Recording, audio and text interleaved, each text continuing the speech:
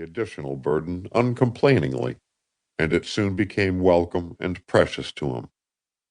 Little Nello, which was but a pet diminutive for Nicholas, throve with him, and the old man and the little child lived in the poor little hut contentedly.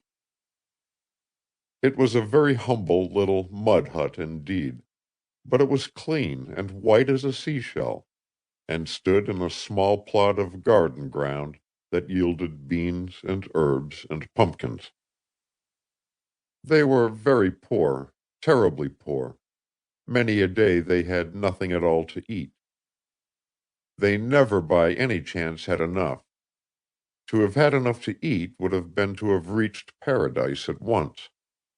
But the old man was very gentle and good to the boy, and the boy was a beautiful, innocent, truthful, tender-hearted creature, and they were happy on a crust and a few leaves of cabbage, and asked no more of earth or heaven, save indeed that Patrasche should be always with them, since without Patrasche where would they have been? For Patrasche was their Alpha and Omega, their treasury and granary, their store of gold and wand of wealth, their breadwinner and minister, their only friend and comforter. Patrasche, dead or gone from them, they must have laid themselves down and died likewise. Patrasche was body, brains, hands, head, and feet to both of them. Patrasche was their very life, their very soul, for Jehan Das was old and a cripple, and Nello was but a child, and Patrasche was their dog. A dog of Flanders, yellow of hide, large of head and limb, with wolf-like ears that stood erect, and legs bowed and feet widened in the muscular development wrought in his breed by many generations of hard service.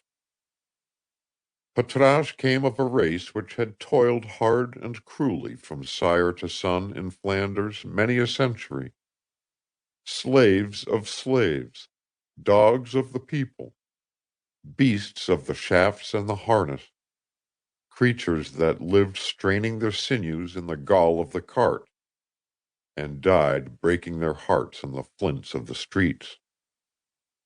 Patrasche had been born of parents who had labored hard all their days over the sharp-set stones of the various cities and the long, shadowless, weary roads of the two Flanders and of Brabant. He had been born to no other heritage than those of pain and of toil.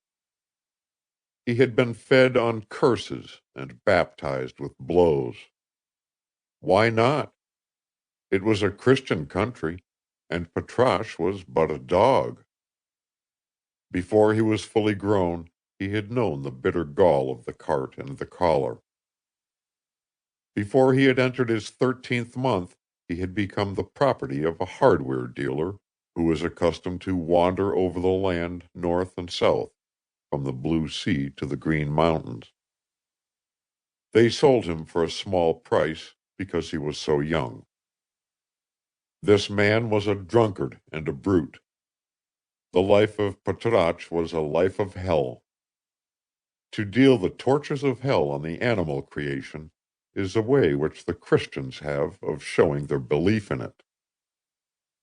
His purchaser was a sullen, ill-living, brutal Brabantois, who heaped his cart full with pots and pans, and flagons and buckets, and other wares of crockery and brass and tin, and left Patrasche to draw the load as best he might, whilst he himself lounged idly by the side, in fat and sluggish ease, smoking his black pipe and stopping at every wine-shop or café on the road. Happily for Patrasche, or unhappily, he was very strong.